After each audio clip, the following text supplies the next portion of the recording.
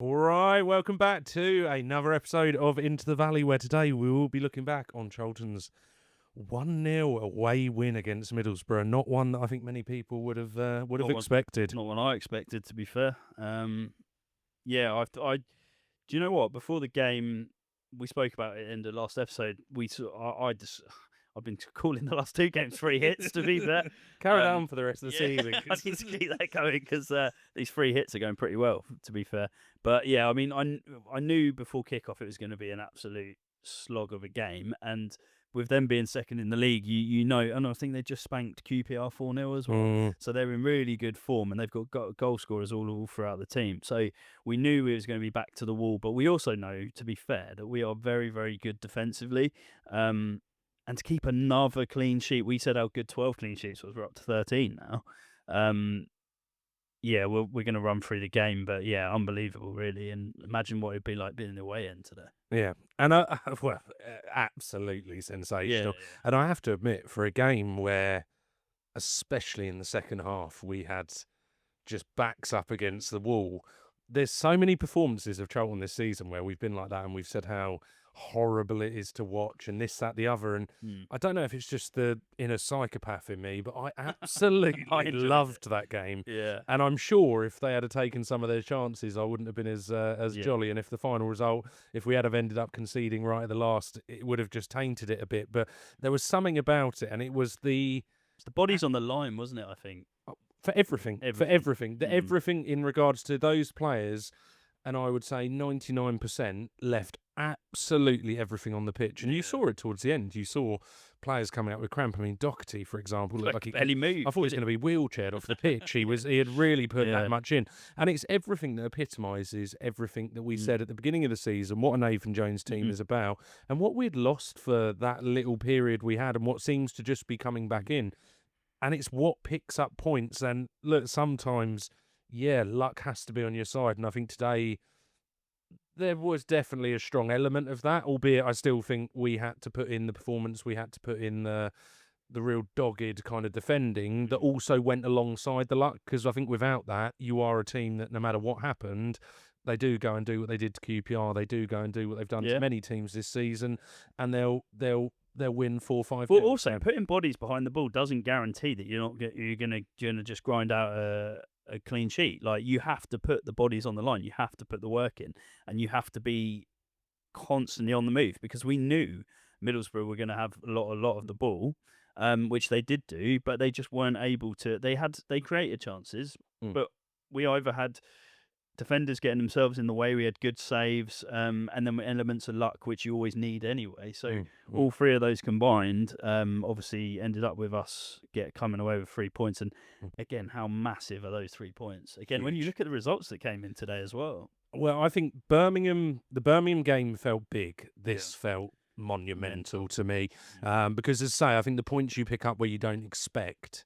And it's the Charlton way. We know 100% we'll do this, and then we'll go and get spanked by Sheffield Wednesday in a few weeks, and we'll get spanked by Oxford or something like that. We'll do something in the way we do all the time. But getting the results against the likes of Birmingham and Middlesbrough mean you can actually probably get away with losing one of those. 100%. What we saw as absolute must-wins now become still very, very important games. But because of the points we've come away with from very unlikely sources, we all of a sudden bought a bit of breathing space again. Yeah, no, definitely. Well, let's before we go into the game, I think an interesting one that we both I know we text back and forth when it came out, but the starting lineup, obviously, very changed. Midfield and the wing backs staying the same, but seeing a whole back line change. With Gillespie coming in, which always put the fear of God on me.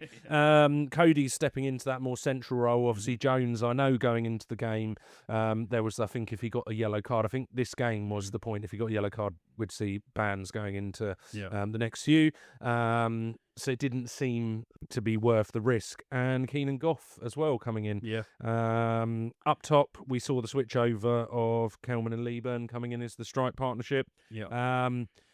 I wasn't sure what I thought. I felt a little bit worried, I think, going into, because it's what I would describe as not a very athletic defence with the centre backs. But you know what I thought when I saw that? I thought he is changing this team up with the view to, if we don't get anything today, we are fully focused on Oxford.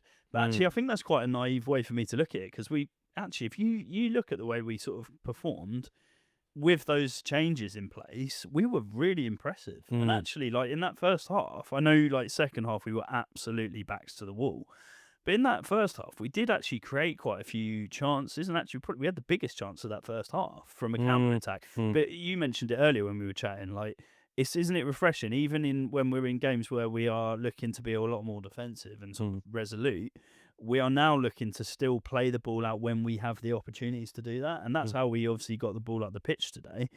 There were occasions where we still lumped it, but generally, like, we were actually looking to play the ball when we had it. And I think it seemed like the second half was where we resorted more to that, and it felt like we came out with much more of that defensive mindset. But as you say, look, you'd be naive to be going to Borough and thinking that you're going to dominate the ball or you're going to really try and go toe-to-toe for them, because we know if we do, we're going to get picked apart and it's going to be probably pretty catastrophic and it will be a nasty scoreline. But I thought what we just did so well, which I think we've struggled over other games this season, is going with the game plan of being defensive, but I don't think we showed Middlesbrough too much respect. And I think we've spoken so many times where we've gone and almost gone to teams. I thought we did it against West Brom. I thought there was other teams where almost we give them a respect that I'm not 100% sure they always deserve. Yeah. And you've always got to show that even though you are the more defensively minded team, that you have got a danger there. Because if not, you end up camping back in, and just the relentlessness of it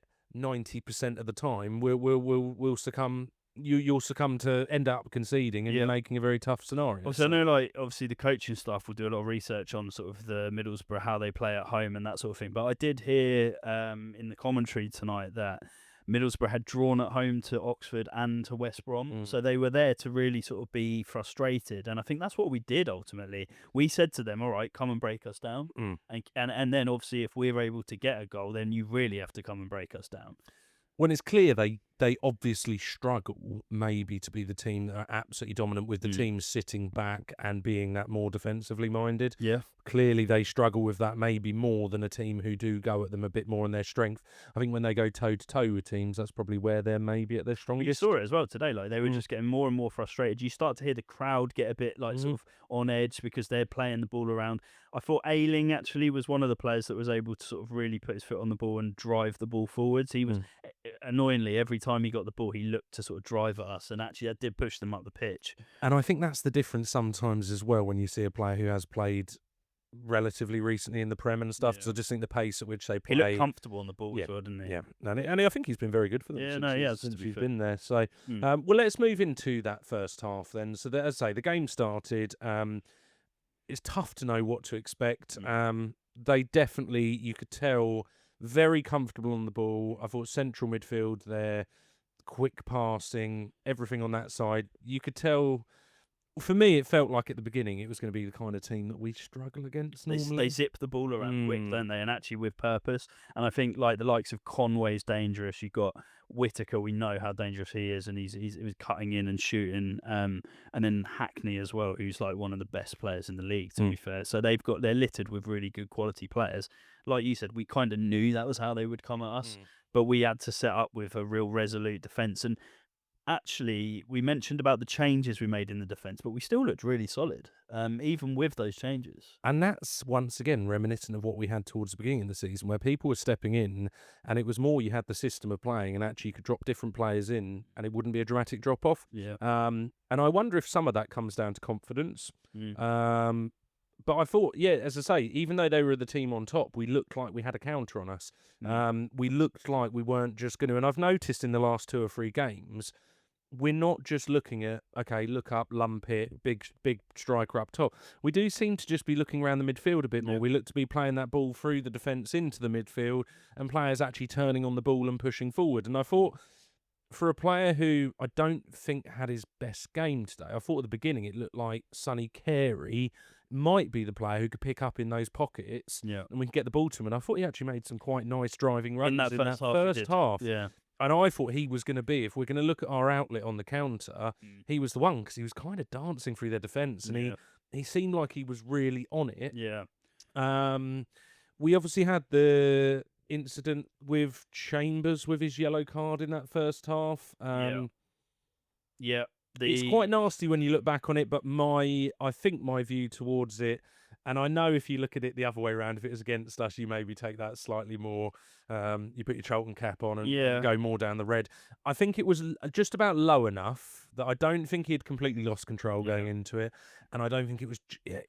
It was borderline. If it's halfway up the leg, it's a straight red because they're the leg breakers. When it's at the ankle height, it's not as dangerous. And I think also he didn't go in with full force. It was a bit more clumsy than anything. So I think the ref probably took that into account because I think he took a bit of a heavy touch, and then that's what put the force down on the guy's ankle. But I think a yellow was fair. I think it was fair. I think it would have been a harsh red, but you could have seen why it was given if it was a red. I was going to say, and that's the thing. I think it's whenever you sit in that, if it had been given, I think it would have been tough. You wouldn't argue it too hard. I think it'd be tough to argue hard, but I think it was probably just about the right decision. Yeah. I felt for those first kind of 20, 30 minutes, it seemed like, as say, we were hitting that counter quite well. I thought they took a bit more control as the half went on, and I thought what we were doing, we were pressing really effectively. Yeah. And actually, the press, what I was really impressed with that as well, is we weren't just mindlessly pushing 24/7, which I think sometimes we've fallen victim to, especially against the better teams who pass it round, erratically kind of just running at them, and they play it round and just break the midfield. Yeah. I thought we were pressing when we needed to, and at times dropping when we needed to as well. And I thought Middlesbrough were maybe struggling with that a little bit, and that's where it was giving our opportunities also for the counter. I think we spoke earlier, but a lot we found it that a lot of their attacks came from the sort of cutting it in from the wing and drilling the ball across, and actually that's where one of their biggest chances in that first half fell. Actually, was one ball got sort of drilled across and fell to target, I think, at the back post. And he really should have hit the target because he sliced that big Pardon time. the pun, but it is.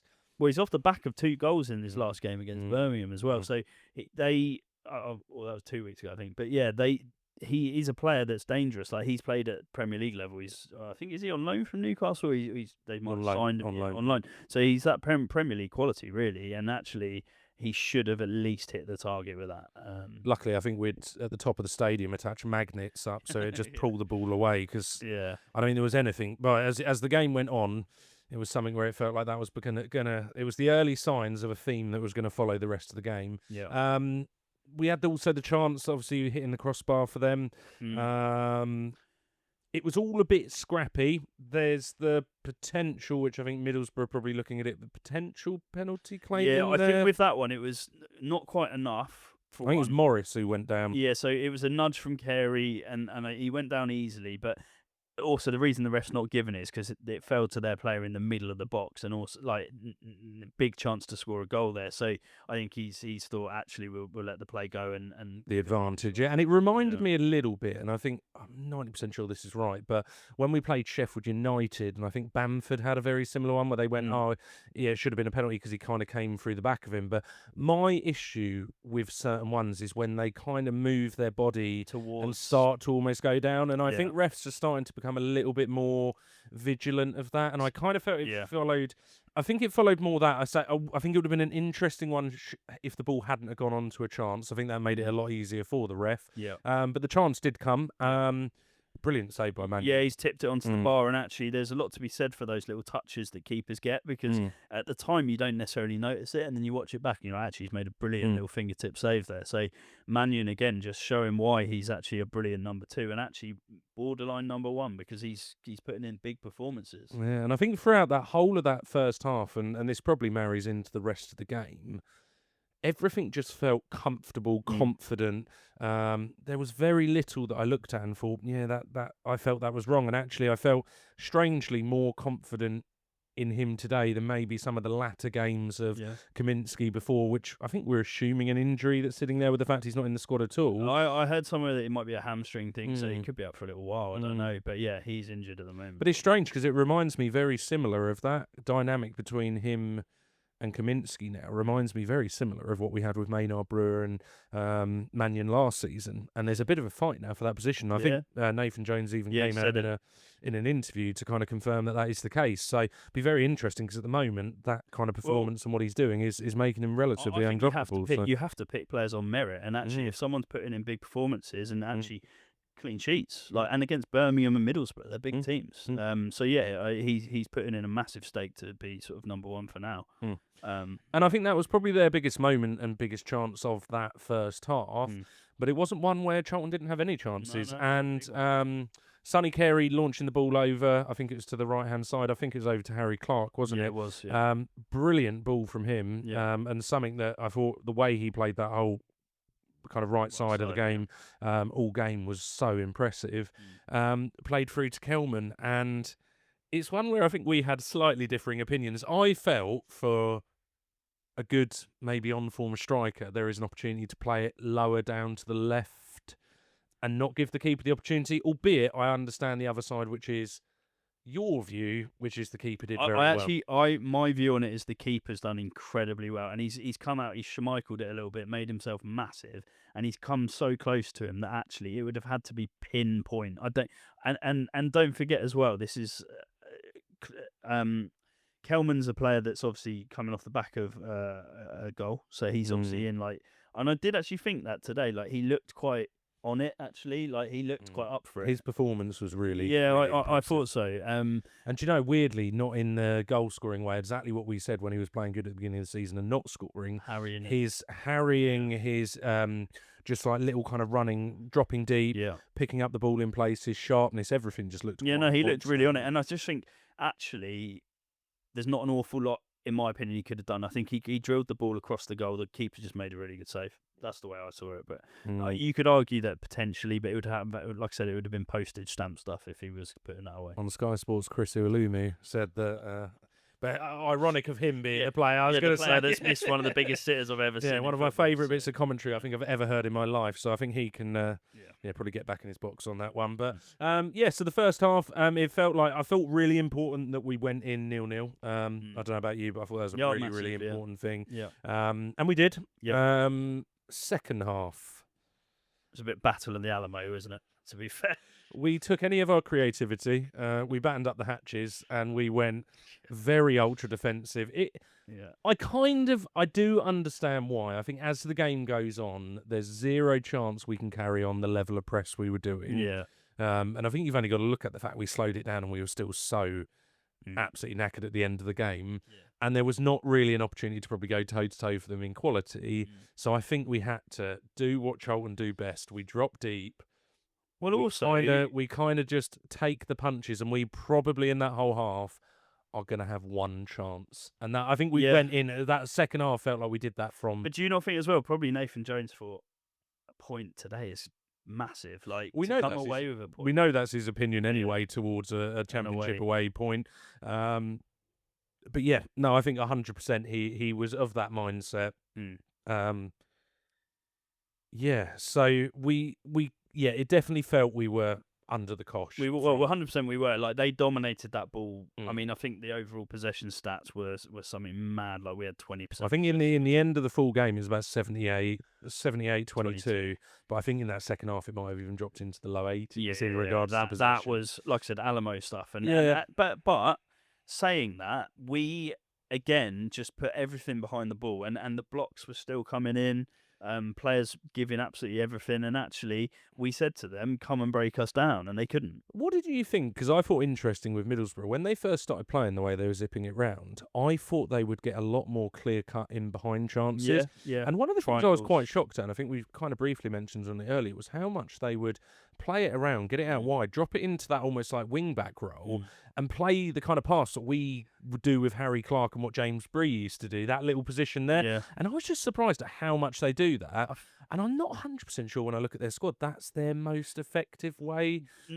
Was that out of frustration? I don't know. Yeah, maybe. Maybe it was that they felt, we can't, because we were properly packing that middle of the park. So we were forcing them out, I think. But that plays into our hands, because if you watch it, today, we won pretty much all the headers in the box. They had a couple that towards the end that actually were. I mean, Castledine missed an absolute sitter header at the end, but generally we won all the headers. We were getting on the end of the drilled crosses, so that, like I said, I think that played into the way that we can defend. Is we just put bodies in the way, and that made it really difficult for them. And I'd love to know if there is any Middlesbrough fans kind of watching, whether that is normally the kind of tactic you'd kind of go down, or whether you felt maybe the way Charlton played allowed that. As I say, I still think it was one that they'll be going back kicking themselves with to no end that they haven't at least scored one. Oh, they will be. I still think they probably created enough chances. But as you say, we had to defend what was there, and I'd say pretty much everything we did do as well as possible. They were always going to have chances, and it was going to be a reliance. But then, as I say, the 59th minute comes in. There's a bit of a stop of play, I think, and I think it's just as Dykes and TC came on. Yeah, it was the subs, And I think potentially the most shocking moment of the season, which is seeing an absolute rocket of a throw come from Harry Clark. I've seen in a long time. It reminds me of my youth watching Rory Delap put it in. Yeah. And when they used to say it wasn't that looped over, it was almost like coming in like a cross. Yeah. Is that an unknown thing? Has Nathan Jones not? I don't know, because we were playing Carey. Carey's been taking the throws. I can only assume his arms were hurting, and Clark went, "Don't worry, I've got this." But I just rocket arms comes. I could not believe the power. Yeah. And if that is something he's got, the only person I know who comes anywhere near that is Josh Edwards, and we've described how he is a really important factor of kind of modern football. But Christ, if he's not on the next throw-in, or if that's a one-off, he's just pulled out an absolute worldie, it was brilliant. got it in, but. Equally, the other side, a really deft touch and a brilliant finish. And from someone who, I think from the celebration, we both said, doesn't look like a player who's scored many in his career. He was a wily fox in the box, because he genuinely, took that so well. All he did was get a little bit of contact on it. But like you said, it was fizzed in, so he just needs to get the Midas touch. But, he's tucked it in there. And like you said, wheeling away, you can tell he doesn't celebrate too often. But... what a time to score as well, when, again, we were backs to the wall, but all of a sudden you score, and you're Middlesbrough already saying, we were saying to them, come break us down. We were really then saying, you've got to come break us down now. Well, and I think as well, taking that one chance, when we've discussed so many times of recent games, especially of creating so many chances and not taking it, there's games equally, and this is where we do, I think it is setting the... I suppose the expectation as you go throughout a whole season, which is there will be games like today where you have the one chance you score. You have other days where, what Middlesbrough have had today, in essence, where you feel like you've created so much and you just cannot put the ball in the back of the net. West Brom was one of those days where we had nothing, and then we had it against them. I think QPR was somewhat similar. There's been quite a few games where we've had that kind of feeling recently. And it will ebb and flow like that throughout a season. But I think the one thing we had there is we're now 60 minutes in, we're 1-0 up. We've already probably battened down the hatches and took our one chance. And my God, we had to go into our bunker there and really just kind of ride the storm against a team who, I don't know about you, but Middlesbrough for me, I consider as just a bit of a bogey team as well. They remind me, I always think we've kind of got it against like teams, I don't know why, I have certain teams in my head that I just... Barnsley are a weird one that I hate playing. Bristol City always seem to... there's just a few teams, and Middlesbrough so drop into that. And I think when I looked through, I don't know how far it goes back, but I think when I looked through briefly, we haven't beaten them since 2012 at least. Yeah, okay. Yeah, and that's over about 10 games in that. So I think it is one that's justified on this. And Christ, that was... I was sweating. I was genuinely after the game for about 10-15 minutes, I was still sweating after that, because it was one of those where but I had the whole time we were sort of having to batten down the hatches for that last sort of 30 minutes. I did have a feeling that they were just not going to be able to break us down. And you could sort of tell, like I said, they were getting more and more frustrated. We were forcing them into... They had a lot of corners. But again, we defended the corners really well. Oh, I don't think defensively there's very little more you could have done towards them. And actually, defensively, to have that kind of onslaught and limit them to the chances they had, which, look, they should have scored from chances. But to limit them to the relatively... If you look through the highlights, as much as they had some good chances they should have scored... For a team that was that on top with possession and that much quality within the team, they were getting frustrated by us without a doubt. I wanted to a little shout out as well, because Goff obviously got subbed off, I think, around the 60, something like that. Yeah, around that 58. He had a brilliant game, considering that he hasn't played for a while and he's not played a huge amount of football. He was brilliant, and also someone that I we've spent plenty of time saying he's probably past it and probably ready to go. Gillespie put a shift in today, and he had a lovely little one where he got a great block in, and he was on the floor. The Phil Jones header. The Phil Jones header, and he's properly twisted his neck to get it off the pitch. Because there was the question mark of handball, wasn't there? He just, when you watch the replay, I hadn't seen it the first time around that he cleared it with his head, but straight out. But that's what we want. That's what a Nathan James team is. We've said about this that everything is built on defensive solidity and just desire to put everything on the line. And if he does that and takes a kick to that, he doesn't, like, players don't care. They will put their bodies on the line. And we, as I say, we missed it for such a chunk of this season.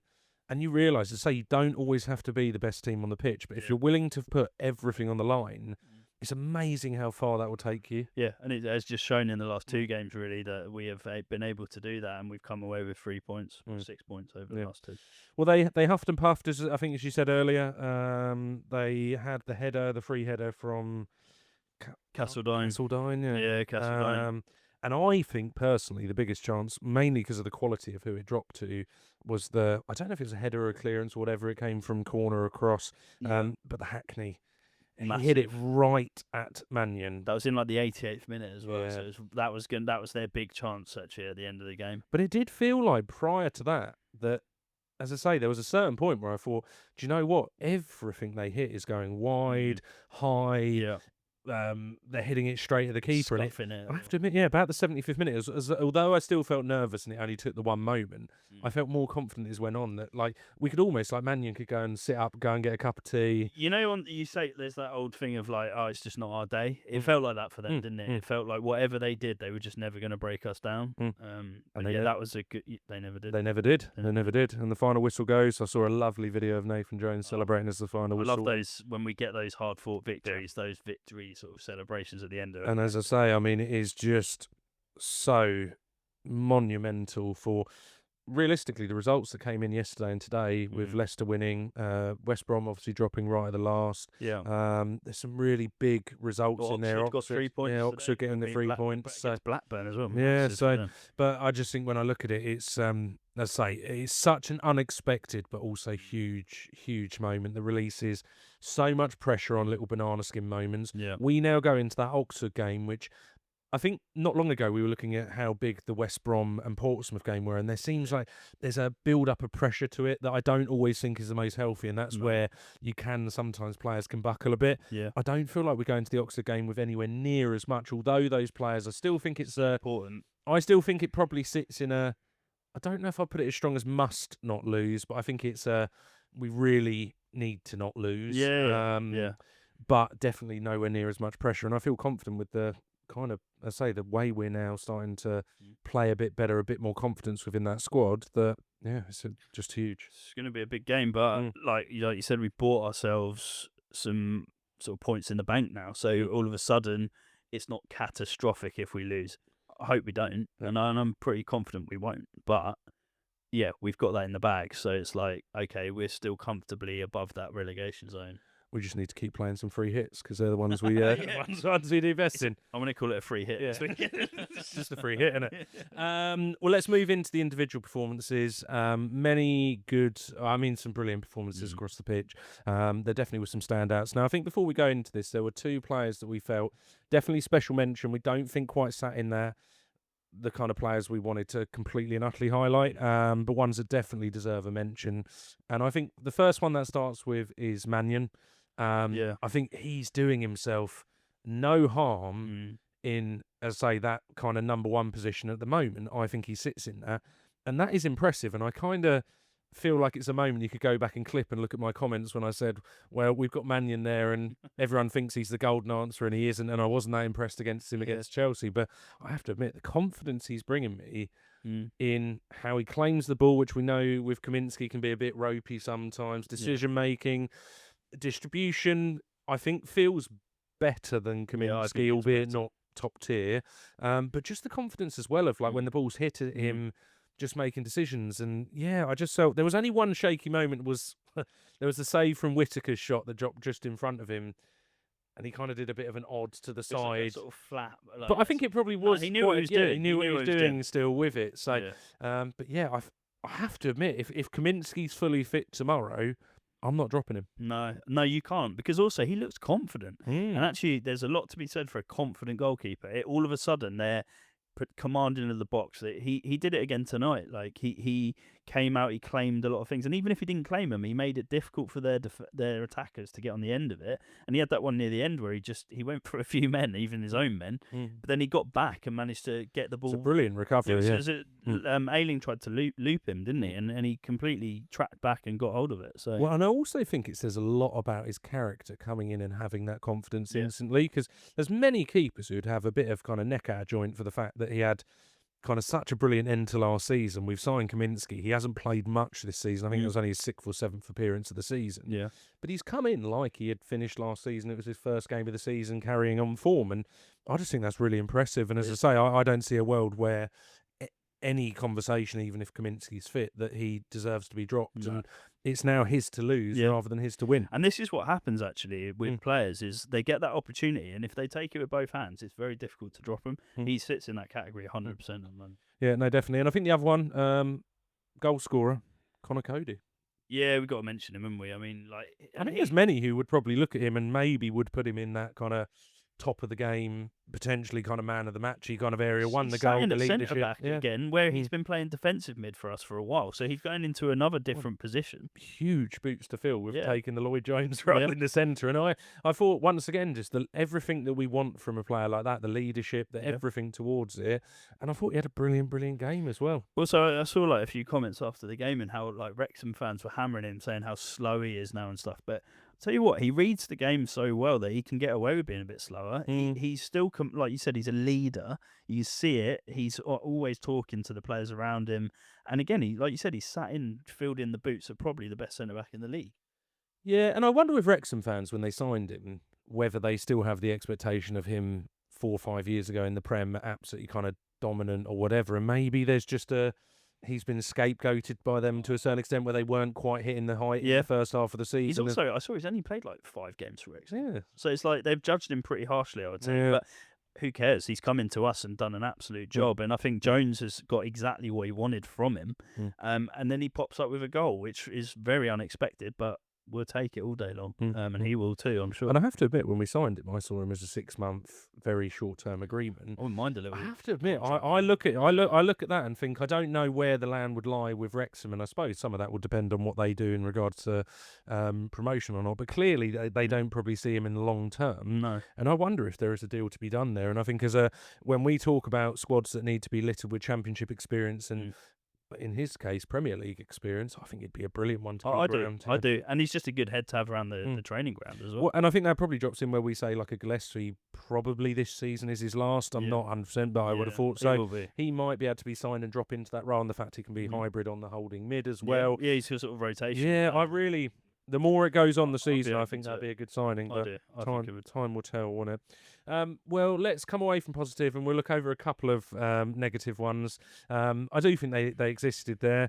Now, one is a player that we're incredibly bored of having conversations to certain extents, but I thought today was just a bit of a bizarre performance.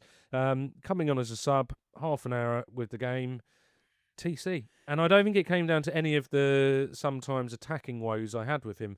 I thought his effort and nonchalance when he hadn't really even kind of exerted much, I thought was absolutely diabolical. I cannot say. I was proud of when I said earlier 99% of the team, he was the 1%. He was the only player who actually came on who I actually did not think put the effort in. And I saw players absolutely busting a gut towards the end of the game and him slowly jogging. And some of those players have been on all night. He had one moment where he did get back and he managed to get on sort of block in on a cross. But I know what you mean. There were times where, and also we're talking about fresh legs. We're not talking about someone who's been running his socks off for the whole game, which was the likes of, I think actually Doherty and Coventry are worth a mention in the positives as well, because they bloody ran themselves into the ground, to be fair. But that's where we can compare 2 players like them who have absolutely worked every bone in their body, and then you get TC coming on who, albeit is there predominantly to sort of hit on the counter and there were a couple of moments where he could have broken and Carey didn't play the best pass and things like that, but with an absolute minimum, you've got to be dropping in and playing that sort of defensive role, which he like you said, he didn't even look like he was really up for it. He didn't in the defensive mindset. In the attacking mindset, I thought he played a few really loose passes, giving it right back to them in dangerous positions. We've seen a bit of that recently from him, I think, personally. But yeah, I just goes back to the hot and cold stuff with him, doesn't it? And I just don't think if that is going to be the TC we get going forward, and if that is the TC in which it is, I just don't see a world where he makes it in the long run, and that's unfortunate. And I hope there is something in his mind that switches, but clearly there is a bit of a mentality issue that when it isn't quite perfect, his head drops, and that's what it felt like today. But I can't understand. You're right why. about the sort of every player you could argue put absolutely everything in. He is one that you could probably look at and say he could have done more. I think he's the only one. Yeah, I can't think of another player I could criticise their effort. There's other players who I think I could look at and say, yeah, okay, I think there was better players. He did all right, but I genuinely, he's the only player I could look at on that pitch. On effort, there was little moments, but yeah, on effort, I just thought really really disappointing with that, because that concerns me going forward. That takes no ability. I was just about to say the same thing. Like, effort doesn't take. That is just your desire to actually just run and actually get on the end of things and get in people's faces, which he unfortunately looked a bit ropey on today. Yeah, no, definitely. Next one to move on to, and this is quite a... If you had have asked me in the first 30 minutes, us having the conversation about this player, I would have laughed in your face. I thought he was going to be our absolute danger man. But I thought those final moments after he had that kind of initial burst were pretty poor in many ways, was Sonny Carey. And I don't know what happened in that switch of the game, but I thought there were two chances that were really noticeable on passing where he just tried to run again. There was one for Lieberton in the first half, which why he has not released the ball. And I think we've seen this actually quite a few times. And I think sometimes it is that... I think I described it as an arrogance of thinking he's going to be the man to beat everyone. I don't think I always see that now, and maybe looking back on it, that's not the best way of describing it, but I think it is incredibly naive. And I think that's sometimes maybe looking at the League One side of him showing too much, because he should be releasing that ball sometimes. Do you know what? I think like the proper high-level players know exactly when to play the ball and when not to. I think he's a little bit tunnel vision sometimes when it comes to his eyes lighting up. I think he gets a bit excited at times, and he thinks, right, I can beat this man if I just nudge the ball this way or that way, which on occasion does work. But when it doesn't work, it looks bad because you've got other options and you've then gone your own way. And today, like you said, he started quite well, and he looked like he was going to be that danger man, sort of get us out of the pitch and play those sort of that role where he just dribbles the ball through the middle. But then what we ended up seeing from him was a bit sloppy sort of behaviour in terms of times, like you said, where he either overran it, he either tried to do a bit too much, and there were other times actually where he was a bit unaware of what was going on around him. So like he sort of played the ball and then it would turn and just lose it straight away because he wasn't really aware of what was going on. So yeah, he sort of looked like he went off the boil, I think, after about half an hour. I think you're right. And I wonder with him, I don't know, is some of that fatigue? I don't know. Is some of it just the developmental season of this year? I think it's maybe like a combination of things. We do rely on him a lot. So I think sometimes he feels quite a heavy burden on his shoulders to be the one to be the man who dribbles us out and all that sort of stuff. Maybe that's where he could push on a bit, is, like I said, knowing when to release the ball, release it a bit quicker at times, play that pass that actually maybe he wouldn't have played before. And going on to that, I mean, it's the second chance, and I think you briefly touched on it, but what was he doing for that TC chance? Yeah. The amount of time he held on to that ball. You're screaming at him. If he had just played it first, and there was so much space, TC has the pace and the legs to come on, and he would have... I'm 90% sure he's one-on-one and he has no chance. And the lateness in which it is gave so much opportunity. And then TC, who wasn't playing with high levels of confidence anyway, ended up having to dribble past the defender, overhit it a little bit, and it just all went from what looked... There was a moment, wasn't there, where any pass with any sort of quality, and I think you're right, TC's one-on-one. He was like, come on. And he just held on. It was bizarre. Yeah, it wasn't his finest hour, that last hour. No.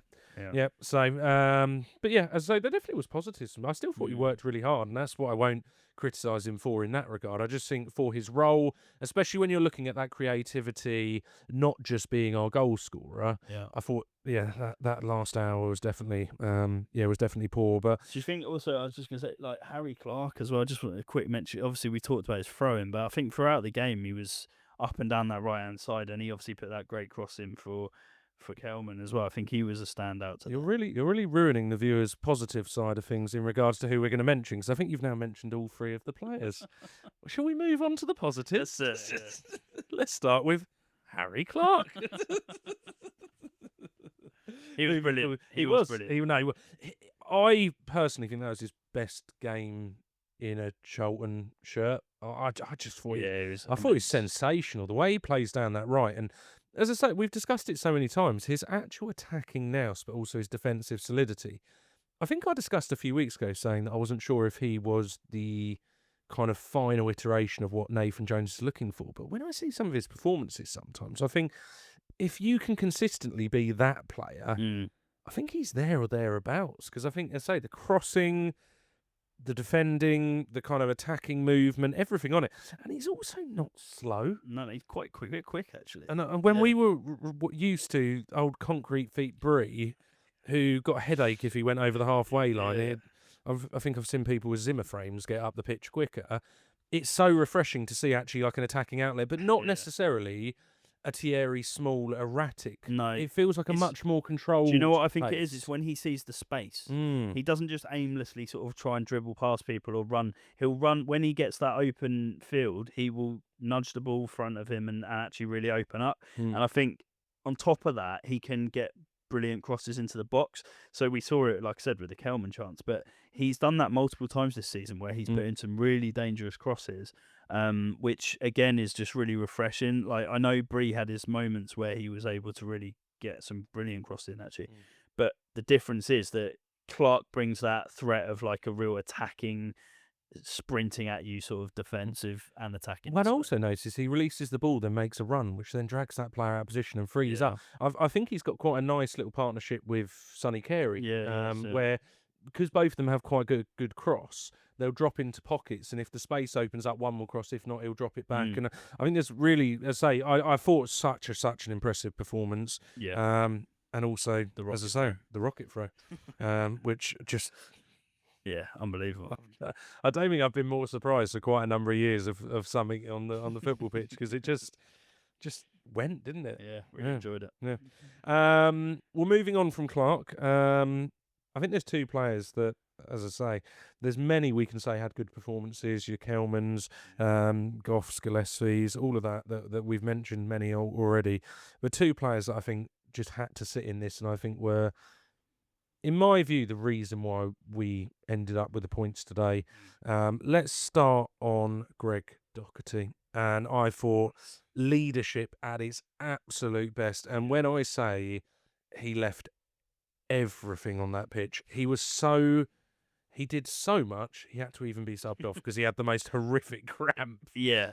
And it wasn't for once. It wasn't trying to run the clock down. It was genuinely he had nothing. They're booing him, and he's really in pain. He was Ian Beale. He was walking off, and he really had given everything. And from your captain, what a message that sends. It does, and we've had it a few times this season where he has put in those big captain performances and left everything on the pitch. And actually, I would argue he does that in every game. Whether he brings that quality in terms of the passing elements of his game, sometimes he can do those little bits where he dribbles it off the pitch and stuff like that. But what he guarantees you is absolute fight desire and a willingness to just put his everything in for the team. He's a team player. That's what he is. How instrumental do you believe him coming back in for this side of the season in regards to, from January, he's seen himself as a pretty mainstay in that squad. How instrumental do you see him coming back into our turn of form? Well, it's huge. I mean, you only have to look at when he came back in. All of a sudden, we did start. Because it was him and Cody, wasn't it? They came into that central midfield and really took ownership, and we're now starting to see hybrids of that. But I think it really can't be underestimated how important and how much he's shown. Whether he is it the next season, we've said there's other options of Lloyd Jones and what Greg Doherty, whether he is there, what we're looking in the future of what he has. But I cannot think of many players who have shown why they are captain more than that moment. Because I say, in our darkest moment, where I think every Charlton fan was fearing the worst, it's players like him who have actually dragged this team back up and dug us out of a real horrible hole. Yeah, absolutely. And like, there's been times where we've felt the midfield selections have been a bit negative, and we've felt like we've tried to really just grind results. Cody Doherty and Coventry. It's very positive. But what I would say is, like, having those sort of players that just dig in, run constantly and put their body on the line, they will get you results, because they are the sort of players that will put their body on the line and actually show you that they are a team player and they're doing it for the team. And with him, whole fans absolutely loved him, and when he went, I think a lot of them were sort of quite sad to see him go. You can absolutely see why, because you can tell he plays for the club, and whoever he represents, you can tell he gives absolutely everything. And as a captain, that's nothing more you can ask. And you're right, he's been instrumental actually since he's come in, and we were sceptical when he came back in at first, weren't we? So fair play to him. Fair play. No, definitely. And I think the comment towards this, before we move on to the next one as well, is the fact he had to go up against the central midfield of Morris and Hackney as well, who I don't think they're going to have many. That's probably one of the better centre-mid partnerships in the league. Yeah. And the job they had to do in that game as well, just regarding that, also has to have so much credit to it. Like, that is, as I say, it was a huge, huge task. And the second player who comes into that, who I thought out the two slightly edged it, I thought once again one of his best performances for Charlton of late, and that was Connor Coventry. Yeah. I thought it was such a class holding mid kind of defensive display. I just thought really top tier, and I think we've discussed the players who have had just those really, really solid performances recently, and I can't think of many more that for what his role needs and offers, what more he could have done in that game. He's another funny one, because he sort of dropped out the side for a while, didn't he? And then he's come back in, and again he's just shown what he gives to the team.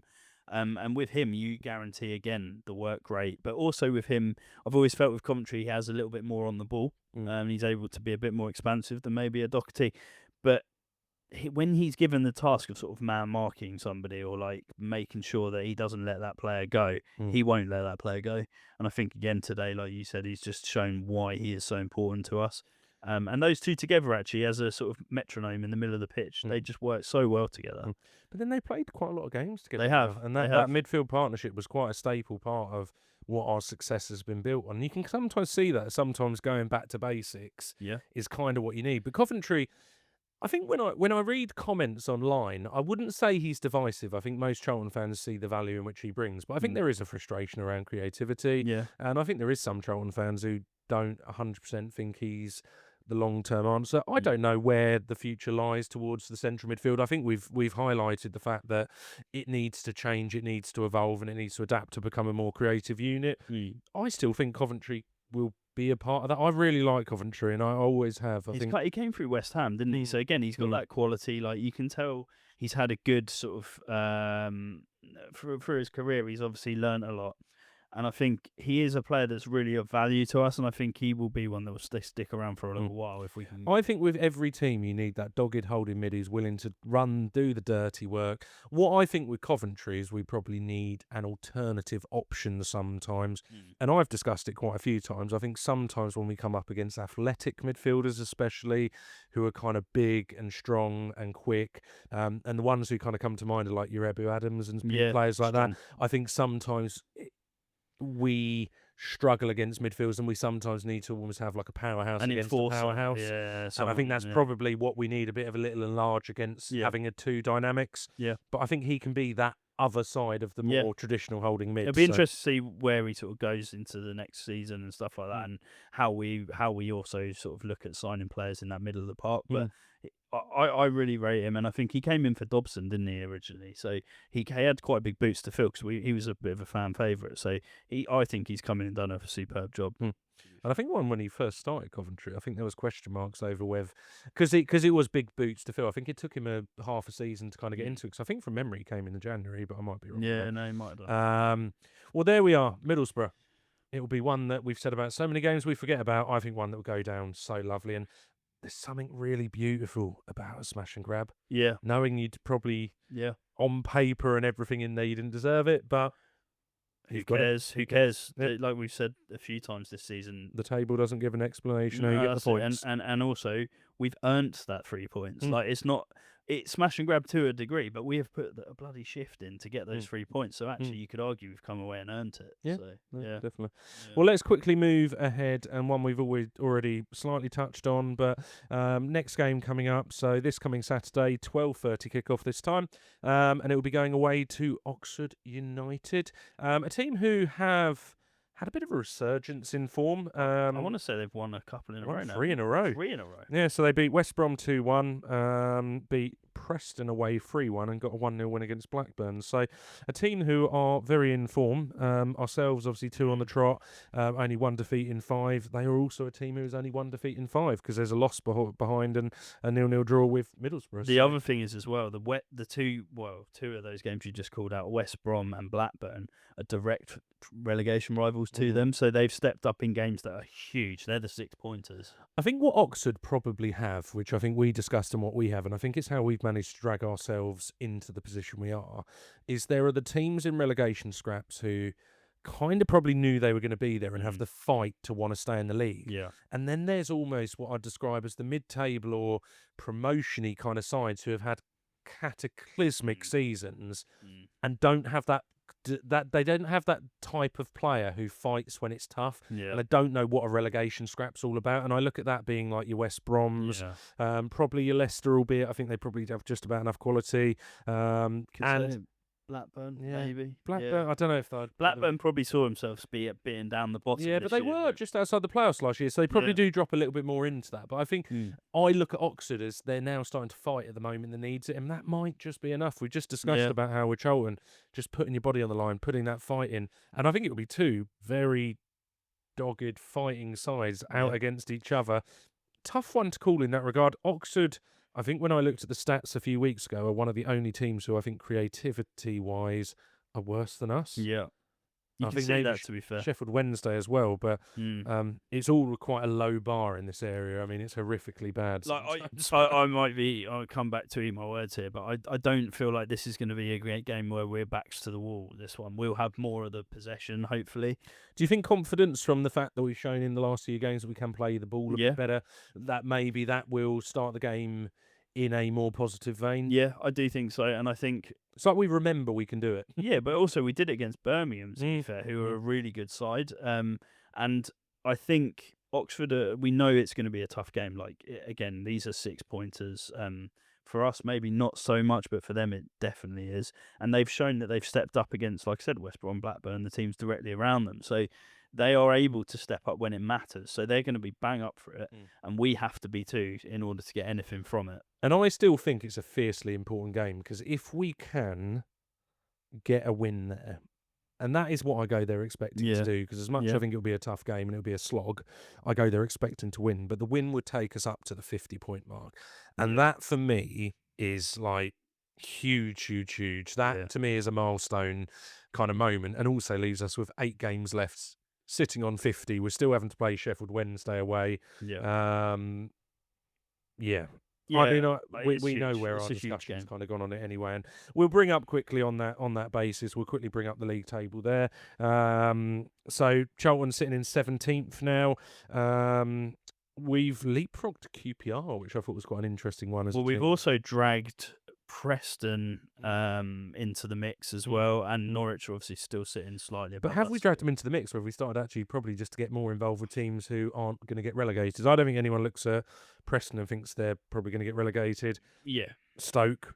I mean, we're 1 point behind Stoke, for example. I think we pulled ourselves into a category now that I think if you're a fan doing a video on who's going to go down, I'm not sure the conversation currently would involve Charlton. No, and I think you're right. I think we're after these last 2 results, I think people are almost probably talking about Charlton as... Well, you're probably looking at a Pompey to Oxford.